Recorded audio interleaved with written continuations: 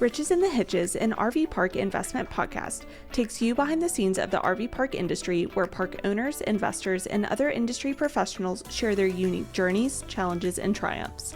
From transforming raw land into a thriving campground to navigating the ups and downs of managing guests, this podcast uncovers the untold stories of the people who make RV life possible and the strategies behind building a successful investment. Whether you're a park owner seeking insights, an aspiring investor exploring opportunities in outdoor hospitality, an RVer curious about life on the other side of the check-in desk, or just someone who loves hearing entrepreneurial stories, we are excited for you to join us as we find riches in the hitches. Hey, welcome to Riches in the Hitches, a podcast that takes us inside the RV park investment and ownership. I am your host, Robert Preston, and today I am honored and thrilled to have Mychele Bison here today, the owner of 4 parks, and she's got some exciting news to share with us about her pipeline of more parks to come. One of them being Lake Ridge RV Resort, Hideaway in Branson, Missouri, and Papa Chubby's also in Lake of the Ozarks. So, Mychele, welcome to Riches in the Hitches podcast. Thank you for being here. Let's jump into it. Thank you so much for having me. I'm super honored to be here. Yeah, I am too. And we'll dive in a second, but you are killing it on the social media content side of it. And so I was pretty excited to have you on the podcast. And I want to talk about that in the future. But first, let's jump into what we call our lightning round, which we're going to do in the very beginning. Let's pick a couple of your parks. I'd love to know how you found the deal, how you financed the deal, and then what's the future, maybe hold period or strategy there. So we can share. I'd love to just share, what big picture. How did you find the deal? So pick one of the parks and let's go through it. Ooh, okay. Let's see. You know what? I think probably like the first park is probably one that is always interesting. It's like, how did you get into your first park? So, we actually had started building a portfolio a few years ago of single family homes and short-term rentals, and then had jumped into buying some resort zone land and actually built a mini resort in Scottsdale. And from there, my husband decided that he was now in a position where he could leave his W-2. And he kind of came to me and was like, I really want to double our doors or double our income in the next 60 days. And I was just like, how do we do that? How is that even possible? And so when we really started looking at different asset classes, we kind of jumped into multifamily and thought, okay, well, maybe we need to be in multifamily, which then kind of pivoted us into like maybe hotels. Then we started looking at mobile home parks and storage units. And so we were really actually pursuing mobile home parks and storage units when we were sent an email of a bunch of different like mobile home parks and storage units. And at the very bottom of the email was this like little 2 lines on this RV park in Branson, Missouri. And it was like just such a random, like it was just there at the bottom. You could have missed it if you didn't pay attention, didn't scroll to the bottom. And it was kind of almost a throwaway. And for some reason, my husband kind of latched onto it and was like, have you ever been to an RV park? And I was like, no, but I've been to Branson. My oldest daughter was a competitive dancer and we'd gone a few times when she was younger for dance competitions. And so I knew the area. I knew it, huge tourist area, lots of RVs. I knew a lot of the dance families would take their RVs out there and stay in some of the RV parks. I knew that it was always busy in the summer. And I was like, well, let's just kind of take a look at it and see what it is. And so, I knew what an RV park was, but I didn't know what an RV park was. Right. Like my only experience with camping up until that point was my father was an infantryman and we would like get backpacks and he'd hike us into the Colorado mountains and we would like pitch a tent and like camp. And so this whole thing was kind of a new arena for me, but I was like, I've seen RVs, they're amazing.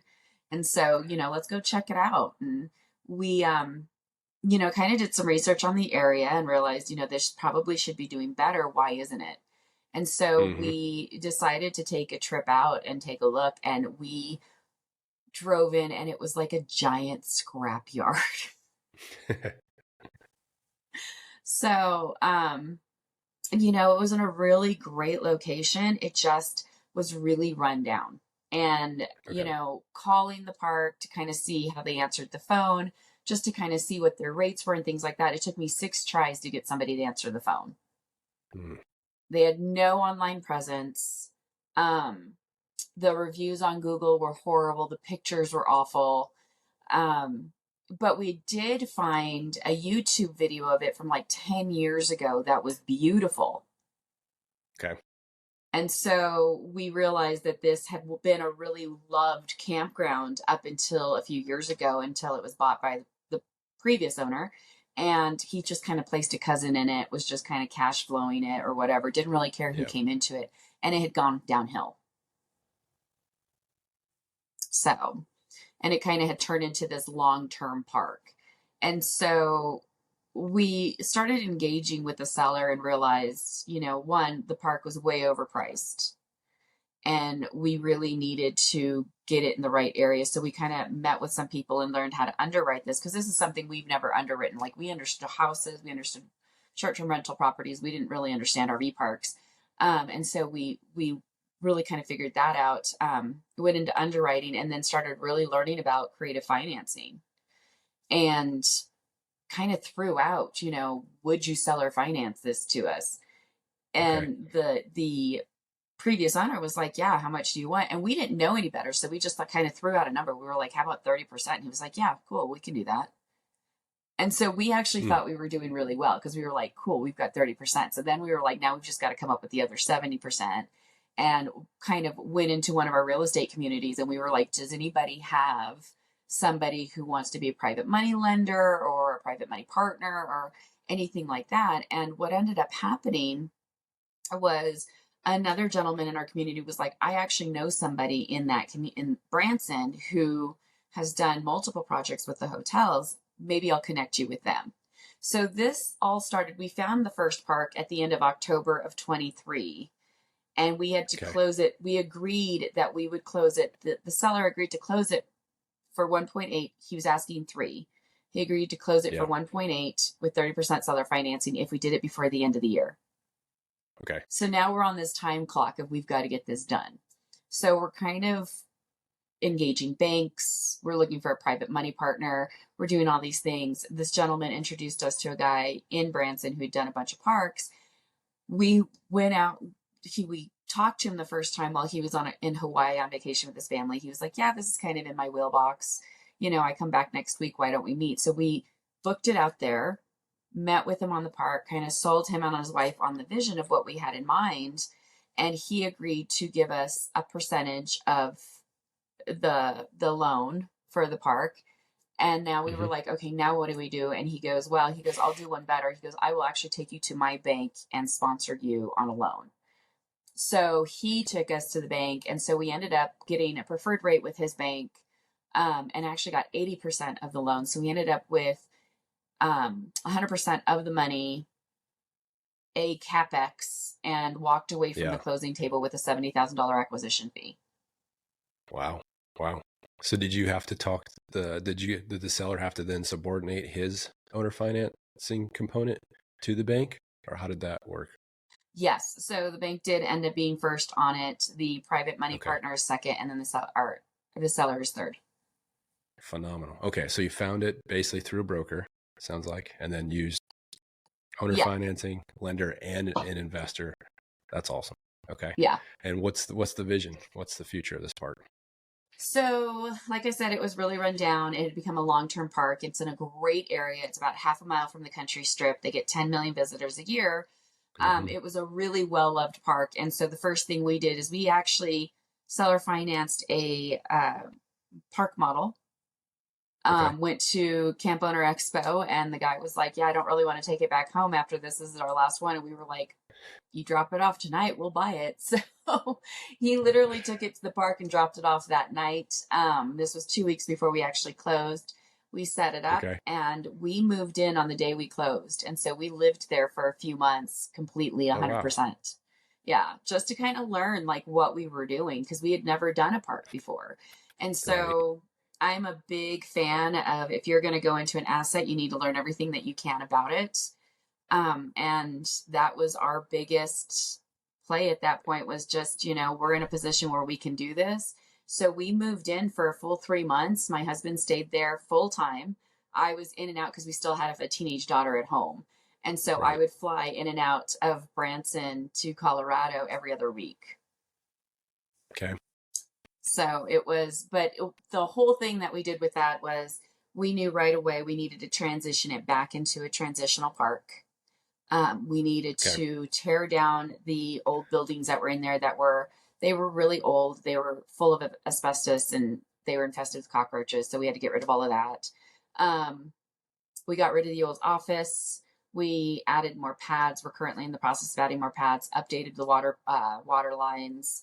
We're doing some of the sewer pads. And then we actually have an extra 5 acres on the back that we can build on later. So right now what we're doing is stabilizing the top, ensuring that Okay. is to the best and doing as best that it can, ensuring that it's booked out, that it gets back to the family friendly park, and then we'll move into expansion.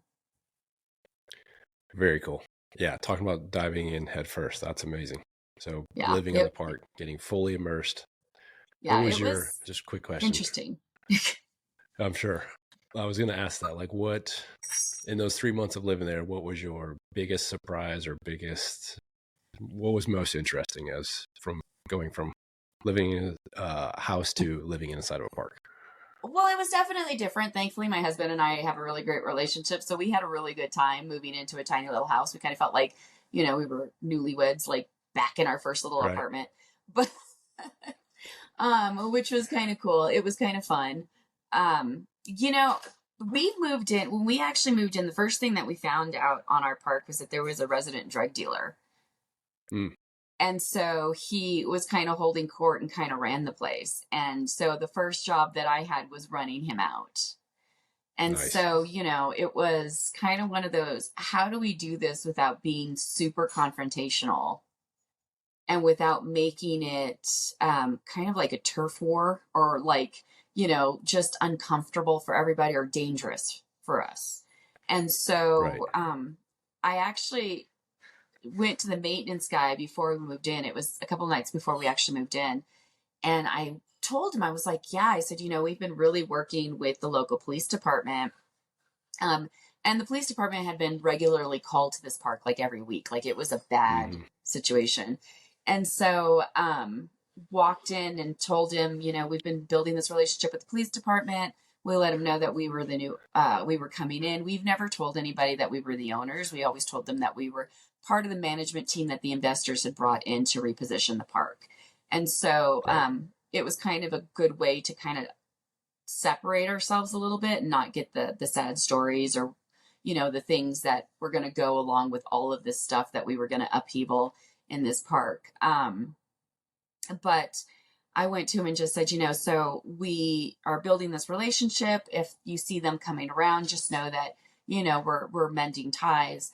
And one of the ways that we're doing that is we're allowing them to train the canine unit on the park. Mm. And so I was like, so if they happen to show up next week, I said, just know, like, let everybody know that they can't pet the dogs. They're there just for training. Nothing's happening. I just want to let everybody know. And so he was like, okay, and left it at that and walked away. The middle of the night, it spread like wildfire. And like the drug dealer and all of his groupies all packed up everything and took off. That's really clever. So made it really nice for me because it was just one less thing I had to think about. I'm going to keep that tool. That's a very clever way of approaching it. Yeah. Well, and we did, like the day that we moved in, I took a dozen donuts to the police station with my husband. We walked in and we were like, we're the brand new owners of this. We understand that there's been a problem. We would really like it if you would come by this afternoon so that we can show you all the things that we're going to do to make the park better. And so we kind of doubled down because the police showed up and we called them by first name. And they were there to kind of walk through the park with us. And everybody was like, oh, they really are friends with the police department now. Yeah. Wow. And so That's it really did kind of make it a little more solidified, which just cleared out the rest of the people that we didn't want there. Made that a little bit easier. And then we made it so that, when the police do, like, we're on the other side of town from the police station. And so we've always given them permission to stop in and use our restrooms, come and get a cup of coffee, or use our parking lot to finish paperwork. And so periodically you'll see them there, but we have built a great relationship where they'll come and just patrol through the park once in a while. And I'm sure they're quite appreciative of the work that you guys are doing and reducing the calls and stuff. I'm sure they're pretty appreciative of that, aren't they? Yeah, no, they really are appreciative of that. It's been really helpful on their side. It's, one less headache that they have to think about. They were probably, before we were there, in our park like once or twice a week. Hmm. Like it was a not very good situation. So, and Yeah. it also is helpful too, because, having the good relationship with them when I have a problem, like we had somebody who abandoned a vehicle, they abandoned their RV there and just took off. And, Hmm. I called the police in and they were like, no, they go, just, it's unplugged. It's considered an abandoned vehicle. You can have it towed in an hour. Amen. Yeah. Gone. So I was like, great. They were like, we're not even going to find, just tell them that, here's the ticket for it. Just send it on its way. And I was like, awesome. So it makes it a lot easier when they kind of understand like what you're going through Yeah. and what you're doing. And it does make it helpful when you do have some sort of a police presence every once in a while in a park that has a history of being bad. Yeah. It, yeah. So that's fascinating, right? Really cool story of RV Park. Let's go back in time a little bit. You briefly mentioned what you're doing preemptively, but I would love to hear the story of how you and your husband eventually made it to this point where you're buying your first park, living in it, and using donuts to clean up the park. What previous life professions? How did you guys end up in this pretty unique space of living in a tiny home and giving out donuts to get rid of drug dealers? Wow. Well, so my husband actually worked for a large spirits company. And Okay. so he had a great job, great career, really well paid. It was a lot of fun. And I kind of stayed home and took care of the family and, him and everything else. And got to travel with him on his trips and, raised our daughters and just kind of hung out at home. During COVID, when everything shut down, his job is mainly in restaurants. And so when Okay. everything shut down, it was kind of cool for about 2 weeks. And then, like, I think the realization, like, set in of, this could be real. Like, this could Yeah. happen. Like, now we're in this entire new life of what happens when they shut down the world. Like, we never thought that was possible. And Right. so it was kind of scary because his entire job was based on restaurants and people going to restaurants. Well, now people weren't Hmm. doing that. And so, thankfully liquor sales went up and so it kind of supported everybody during that time, but not in restaurants, which is what he was specialized in. And so it was kind of one of those awakening moments of like, we need to have a backup plan, like there needs to be something. And so, when you look at everything, what can you do when the world shuts down? Hmm. And it was like, I could go get a job, I could, do all kinds of things, but what happens? Like, what if everything gets shut down and we can't do any of that anymore? And so I'd always been interested in investing in real estate. And I had a friend who had up and moved to Tennessee during COVID, went and bought 3 cabins out in Tennessee, like just up and left. And I was like, what in the world? So she was coming back to Colorado and I was like, what are you doing? And she goes, well, I'll meet you for dinner. So she came over for dinner with her husband and they were like, well, we've been investing in real estate for like 16 years. And it Mm. was like, why did I not know that? Like, I've known you for 20 years. And so she was like, we've just always done it on the side and we've just built up this really great cash flow that we can pretty much do whatever we want now. We don't have to do anything. And I was like, wait, okay, no. Like, I wanted to do this years ago and never jumped. And I Hmm. wasted all of this time. And Hmm. so that night, my husband looked at me and he was like, I think that's something we could do. And I was like, why are we not doing it? And so the next day I reached out to a real estate agent and said, basically, I want to get into real estate investing. This is the type of house that I want. This is what I want to do with it. This is the area that I want. And this is the price point that I want. If you can find this and give me a good deal on it, I will bring all of my deals to you. And this is like right when the housing market was starting to go up and rates were Yeah. coming down. So it was like right around Okay. then. So the next morning, my husband goes out to go play golf and she calls me and she goes, hey, I've got this listing that's about to go live. I think it fits right in your buy box. Do you want to come look at it? And I was like, yeah. So I sent my husband a text. He didn't answer, didn't respond because he was busy playing golf, whatever. Um, and, I went and looked at it and I was like, no, this fits perfect. I put in an offer and got in the car and started calling him, and he wasn't answering the phone. So about halfway home, he finally calls me back and he's like, "What's wrong?" Because he thought something had happened. And Yeah. I was like, "Hey, Four missed calls, right? yeah, well, actually, it was more like 50 with text messages because Okay. I was just calling him, like, just pick up the phone. I don't know if I messed up or, what Yeah. happened, but we're going to buy a house whether you like it or not." And so, um, I picked up the phone and he was like, "Are you okay?" And I was like, "Yeah." I said, "Hey, listen, we bought a house. It's going to be fine. We'll talk about it later." And I hung up. And he was like, "Okay." So he comes in with this look on his face, like, and he tells me he had the worst round of golf he'd ever played. And he was like, "What is happening? Am I moving? Are you moving?" And I was like, "No, you said we were going to be investors. I went and bought our first investment property." And he goes, "I thought we were going to talk about it." And I was like, "We are talking about it right now." So that was kind of how we jumped into our first one. Within 2 days, I actually had a contract for a tenant. I had my first deposit. They were moving in 30 days, the same day that we closed. And hmm I was like, "Look, we're going to make an extra $700 and I'm not doing anything." And he was like, "Let's do it again." So we literally went out. That was a Saturday, went out Monday and actually put in an offer on our second house, and then Okay. closed them both on the same day and had tenants move in that night, Wow. and then did This is it in again. Colorado? Was this in It Colorado? is in Colorado. Yeah. So Okay. we built up a pretty good long-term portfolio here. All of our rates were below 3. Um, Houses all Yeah. appreciated really, really well. We actually cashed out stocks.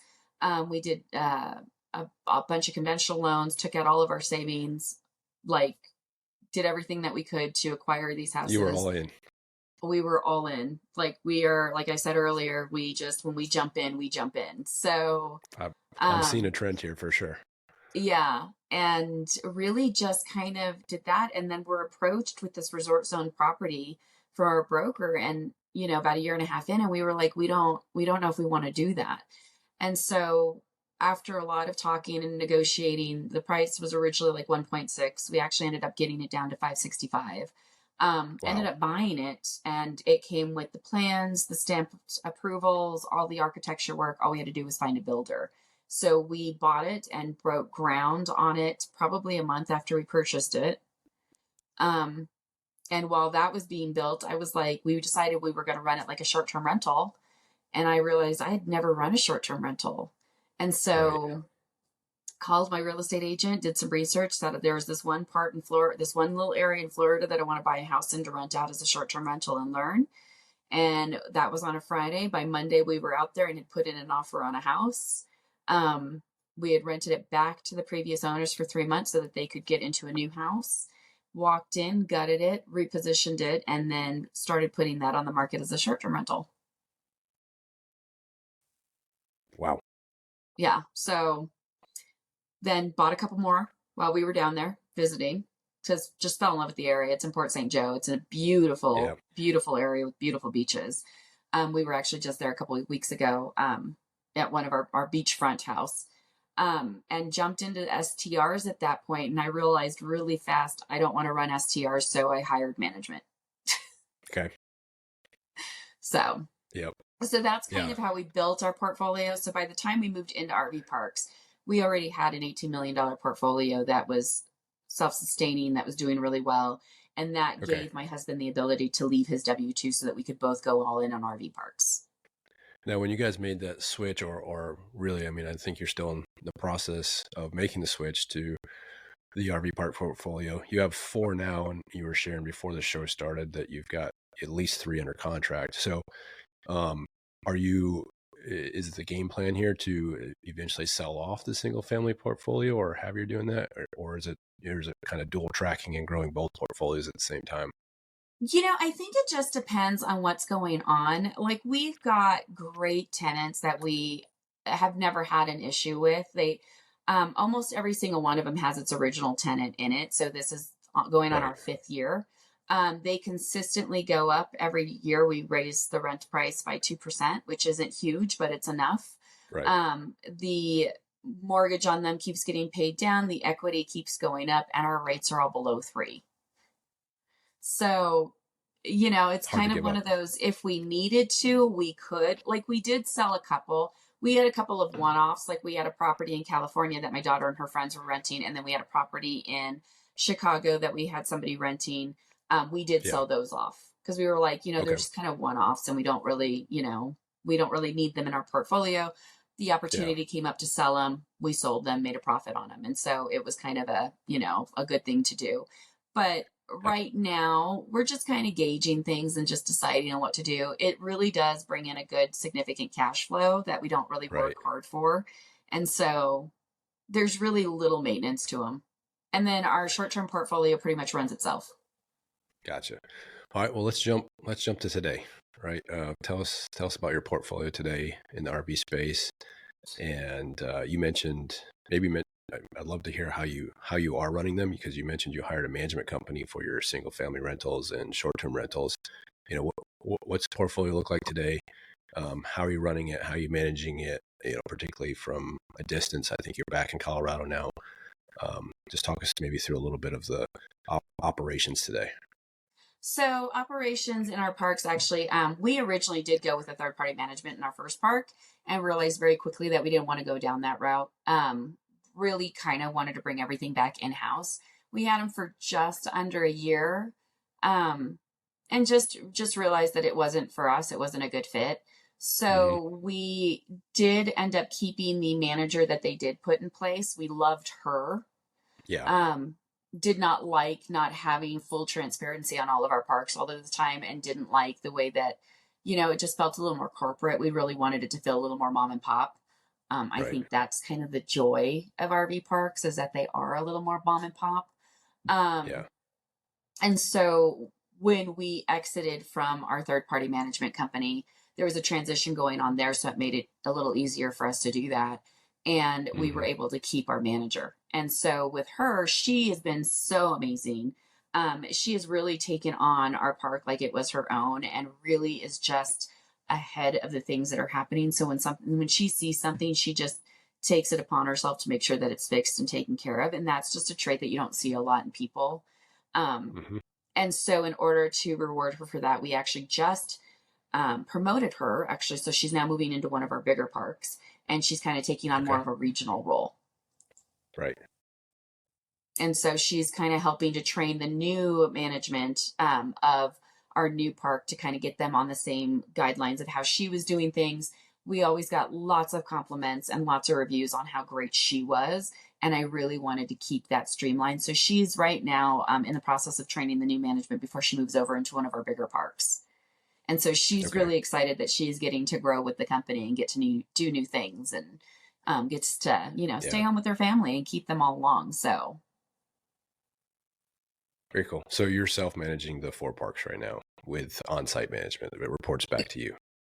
correct. Yes. So we actually, Yeah. so we have on-site management at each of the parks, and then we just placed her as regional. We're actually getting ready to train in a national campground director, and Okay. he's really good at repositioning, rebranding other brands in other areas. And so we are getting him trained in the RV park space so that he'll be able to handle all of our regionals with all of the parks that we have coming on, and make sure that everybody's streamlined, make sure all the marketing is the same, make sure that we're getting Right. everything out there. And then he also specializes, like, he's in the last 20 to 30 years, he's been working solely in restaurants, repositioning, rebranding franchises. And so Right. now that we are also adding parks that have restaurants and grills, we wanted to also have that expertise in house too. Yeah, that's really smart. Our COO for our company actually comes from the same space, the F&B, restaurant management side of it. And I find that there's a lot of crossover, particularly on the hospitality side, where, a really strong restaurant operator can be a really great, director and park operator too. So we've kind of went down the same path of, um, we obviously manage and operate our own parks, but we are, coming out to the market with third party management services, because as you said, it's pretty sparse, the options that are out there for Yeah. an owner that doesn't want to manage it. So that's pretty cool. Yeah. Okay, Yeah. so And let's I talk think that, about. like, Oh, go ahead. There's a good space for it. Like if you can make the right company for that, it's a wonderful space for it. Because there's a lot of investors who are coming in who are like, I do want to own a park, I just don't want to run it, and they don't know how. Yeah. And I just think it's a the far right fit greater. needs to come in. Yeah. Sorry. Yeah, I agree. The fit's important. I think it's generally everyone is surprised. It's a far greater challenge, and it's a lot more operations than anyone really can imagine until they're the owner. It's not. There's no equivalent. It's not equivalent to a mobile home community or multifamily community. It is just different, and it's way more challenging, I think, than most investors would anticipate on their first deal. I don't think anybody, and I try to like express this as much as I can when I talk to new investors who are like, I'm going to jump in and I'm going to buy like 5 parks in a year, which I've done. So I can tell you, it is so much work and there's so much involved. And so I always tell them, I'm like, before you start searching for your second one, close your first one and move into it for just 3 to 6 months. Just move into it and understand it. Like, because once you do that, you'll realize you either love it or you hate it, or you have no idea what you're doing and you shouldn't be there, or it's absolutely what you want to do with the rest of your life. And that's cool too. Like, but you have to understand it, because no 2 parks are the same. No 2 parks have the same things going on at any of them. None of them have the same feel. And, you know, it's like, it's always interesting to me because I find these investors who come in who haven't really done anything. I mean, they may have done it like a fix and flip or whatever. And then they're like, I'm going after this $10 million park that's got like 17 multiple streams of income. And I'm like, whew, wait. Right. Let's just like hold back and let me tell you how that really looks. Like, because it's hard. It's very hard. Yeah, I think on the opposite of the spectrum, you have investors who have been really, really successful in multifamily, you know, hundreds of millions and billions of dollars worth of assets under management. And they think the same thing. They're just going to roll in and buy this park and, you know, I'll run it just like my apartment complex. And it doesn't happen that way either, you know? So I think it's you're spot on. Like you have to live, feel it, and love it to be an owner operator in this space. Like there's a passive way, certainly, and we should maybe talk about that now. You know, for people who want to be part of this industry, there's certainly ways to be 100% passive. You know, as an investor into, I assume maybe you guys take investments or we do. How do you guys handle that?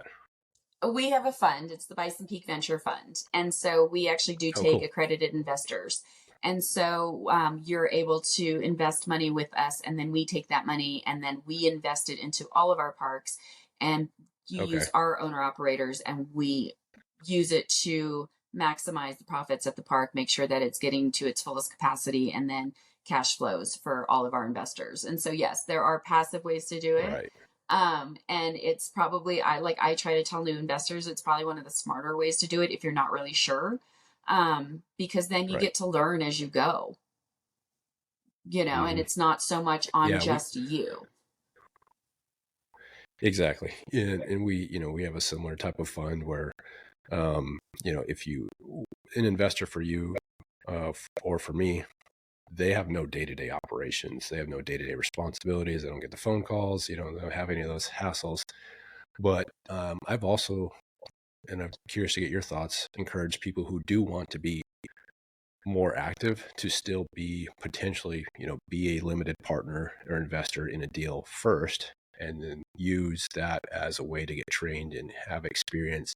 And then, you know, for me, it's a success if one of our investors goes off and wants to buy their own park and run it. That would be, you know, I love that idea. So curious on your thoughts about, is that a good way to maybe enter the space?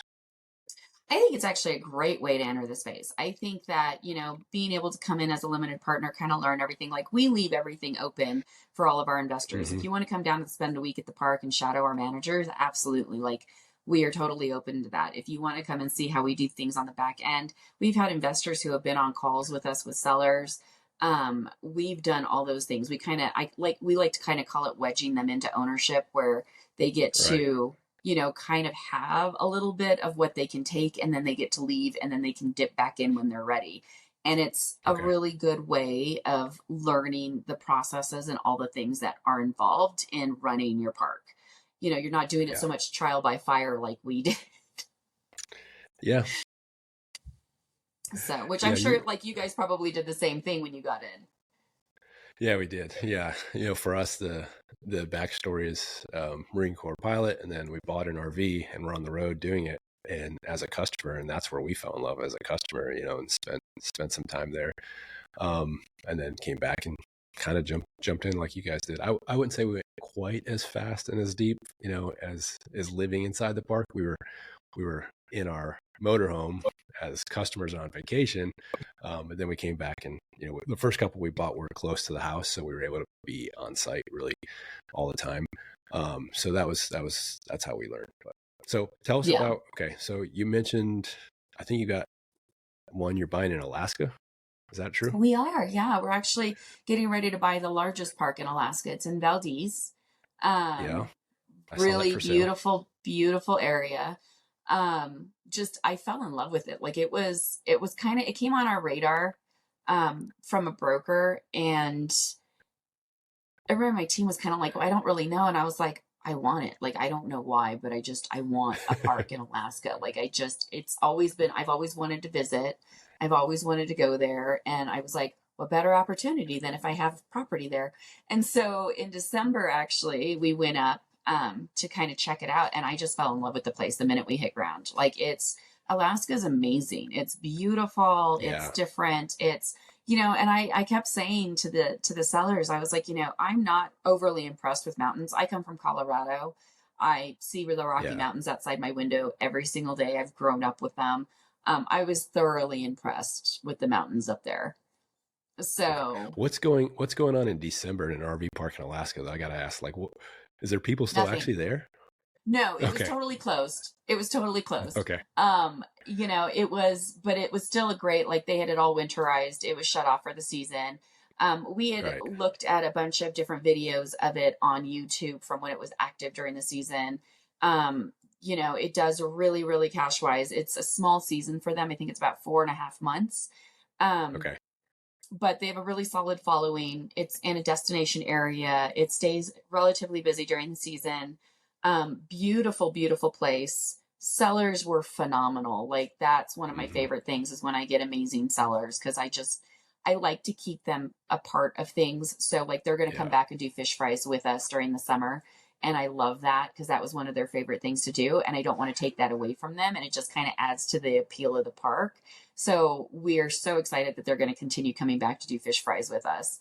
Um, and actually, when I go out this summer, they told me they would teach me how to squid fish. So I'm super excited about that.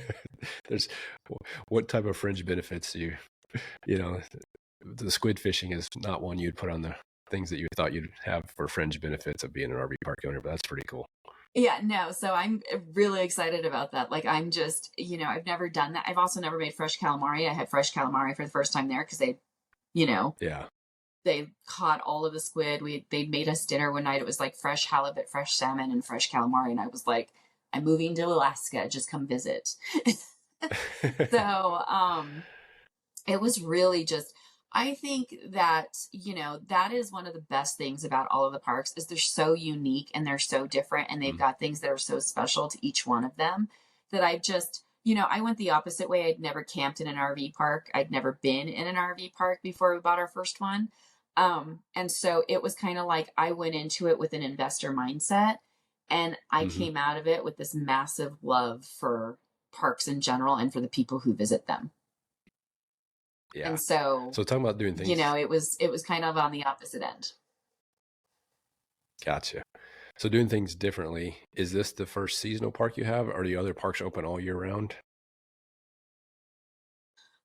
So no, it's not the first seasonal park that we have. Our park in Virginia is seasonal. Um, and actually we just opened up some sites for winter stays. There were some things that were going on. And so we were like, yeah, we'll open up some of the super sites and allow people to stay there. So we actually opened them for the first season to allow people to stay during the winter. And then we did promote a couple of things because we have cabins now. So we did try out like a cozy cabin Christmas stay And Yeah. right now we're doing a Valentine's weekend stay. And so we were trying those out to see how they did, and they did pretty good. So we may continue doing that. Alaska will probably always be a seasonal park unless there's something that Sure. massively changes up there. Um, but they do really, really well in season. And I'm super excited to kind of go and spend a season up there and run the park with everybody and just kind of see how it goes. Yeah. There's so much to explore. But right now, I think honestly, when you think about it, a lot of parks are seasonal in a lot of different ways. Like even the parks in Florida and Texas, people leave and go north during the summer, and they're usually slower when it's hotter. So I think, I mean, all parks can be year long, but I think there Yeah. are always slower seasons no matter where they are. Yeah. And there's actually different customers, in the parks that we have in the Southeast. They are all open, 12 months out of the year, but it's a different customer at different times of the year. And so the park itself actually, changes from season to season and month to month. So, you mentioned a couple times, every park is so different. You Yeah. continually adapt and learn and adjust. So I'd like to switch gears a little bit. Still talking about parks and stuff, but the way that we got connected was I've seen just a ton of great content that you're putting out on LinkedIn and Instagram and a couple of things. So, and it's an area that I've always been struggling with and fascinated with at the same time. So, what's your strategy on this, and what's the end goal, and maybe just tell us a little bit about how you go about this. Is there a team? Is this something you enjoy to do as far as producing content? And yeah, I'd love to just dive into that a little bit. You know what? It's a little bit of both. So I do have a social media team that are amazing. And then I do a little bit on my own too, like, all the lives. And if you see me like Yeah. throw something up real quick or in my stories, like that stuff usually comes from me. But pretty much one of the things is just I really wanted to show people that this was a new asset class that people weren't really paying attention to and kind of lead Hmm. with value. And so it was more of a look at what this can do. Like, are you even paying attention to what's going on over here while you guys are all diving into, the multifamilies and all these things over here? Like, you guys are completely ignoring this entire asset class. And you have Yeah. no idea. Like, I just made $100,000 on golf carts, and you guys are over here trying to figure out laundry rooms. Like, Yeah. And buying things at so five caps. yeah, like, and that's the thing is it was like, when we pivoted when everybody else was moving into multifamilies, it seemed like, and Hmm. we went in the complete opposite direction. Everybody thought we were insane. And Hmm. now everybody's like, why aren't we doing RV parks? And I'm like, I've been telling you. Yeah. So it really has been, it was more on I wanted to just kind of show people that, well, one, I was a stay-at-home mom when I started all this. And we built up this entire portfolio where my husband was able to quit his W 2. And so I Wow. wanted to be inspirational to other women. I wanted to be inspirational to my own daughters. I wanted to be able to show people that, it doesn't matter where you came from, you can do this. Like, you just have to have the grit and the know how and the want to do something different. How many people went through everything the last few years and they were just like losing their jobs or weren't able to buy things or, just simple little things. And it's not necessarily like you may not want to retire your husband out of his job. Maybe it's just to go on vacation or to buy your kid, those expensive shoes they want for Christmas. Like, whatever Right. your reason is for making extra money and to build something that you don't have to depend on somebody else to do is your own personal story, but you can do it, whatever Yeah. level you want it to be. Yeah. That's good. You hear the idea of like financial freedom. I think most people think about it first as like the idea of not working or doing whatever you want. I think financial freedom generally doesn't mean that you're not working or always on vacation. It means that you have control over what you're working on and Yeah. how you're working on it. And a large part of why we're in this space is for the returns and whatnot that you mentioned, but it's also because it is something that we can do with the kids, right? Yeah. It is a job, or it's an industry that you can bring your family along and really enjoy it. Like, it's vacation. And that doesn't exist in, most other asset classes that you're investing in. So no one goes on vacation to hang out at their self-storage facility. No. Although it may be a great investment, it's just not fun. So that's cool. I love your take on that. Yeah, I think that, going into the space, it is definitely, my kids are older. Like my oldest one is 25 now. My youngest is 17. She's getting ready to, head out into the world and do her own thing. Um, but one, like, I'm able to do all the things that they want. They're able to go. My youngest is set on college. She wants to go into forensics, which, I'm 100% supportive of whatever dreams my girls want to have. And so Mm. she can pick the school that she wants to go to, and it's not really that big of an issue. We can go with her to see wherever she's at. Like, I love the fact that we get to build this family atmosphere and we all get to stay close and we get to, vacation together. The girls have been on the parks, like they understand what's going on. I like going to my own parks, sitting on them and watching families connect with each other. Like, I feel like it's like the last Absolutely. safe space where they're not bombarded with commercials or bombarded with the screen. Like, they're actually outside riding bicycles and like meeting new friends from other parts of the country and telling stories and, just having a genuine childhood outside like we used to do when we were little. Like, we used to go outside and play all the time and ride our bikes all over. We didn't come in until it got dark. And Right. I think that was lost. My kids have never experienced that. It's I just we agree. live in different neighborhoods. We don't go to school with the kids that live in our neighborhoods anymore. And so being on a park where you actually get to see families sitting down and roasting marshmallows and telling jokes and laughing, and dad is having a good time, and mom isn't stressed out trying to get everybody to the next, dance recital or baseball game or whatever, and they're just having a good time. Like, how do you not want to be a part of that? Exactly. Like that's basically our motto, disconnect to reconnect. And it's the idea of getting away from the screens and getting stuff so that you reconnect with each other or to the land or to your new neighbor, which is parked beside you. And, that's what was very surprising to us and attracted us to this space first as customer was, in a 4 week vacation time span of traveling, our kids had made so many friends. Now they never Yeah. remembered anyone's name, and there's never a name. This is my friend at the other camper. We're riding bikes Yes. together. Uh, but man, yeah, the bike, get the bikes out and they're just gone, and they And they're gone. play And as they're hard gone. as they And you can feel till good. You feel yeah, good watching them, and you feel good watching you them feel playing safe. with new friends. And you just, like, I spent my summers on a ranch at my grandparents' house, and that's the experiences that I had with my cousins. And, there's just something about a campfire that just breaks down walls. It does, and And, also. Yeah, campfires break down walls, and also every RV always has something broken, so you always need help from your neighbor. Like always something like, "Hey, you got yes. this wrench or a flashlight?" Or yeah. So you will meet your neighbors. Always meet your neighbors. It's gonna be great. Yeah. Yeah. Um, And it's great. all right. So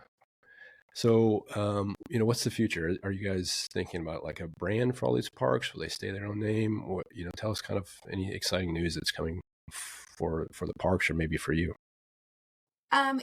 I think what we're going to do right now is our fund is a 5-year hold. And so at this point in time, what we're doing is we are buying parks that we feel would be a good fit for the fund and for all of our investors.